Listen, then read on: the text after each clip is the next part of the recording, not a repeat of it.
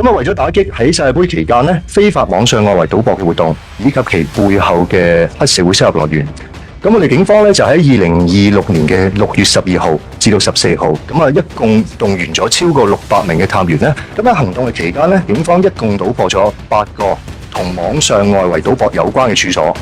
包括咧4個外圍賭博嘅賭款嘅處理中心、3個外圍賭博推廣以及行政嘅中心，同埋一個咧係用作招攬賭客啦，同埋收集佢哋傀儡戶口嘅賭博場所嘅。咁警方主要以串謀收受賭注、串謀洗黑錢同埋同其他賭博相關嘅罪行咧，至今一共拘捕咗150名人士，而當中咧有18名人士咧，我哋係懷疑有3合會背景嘅。咁喺證物方面啦，警方喺行動中咧發現咧約有3.2億港元係同網上外圍賭博相關嘅轉賬嘅記錄嘅。咁亦都檢獲咗大約100萬元港幣嘅現金，同埋約值400萬元各類嘅貴重嘅財物同埋物品。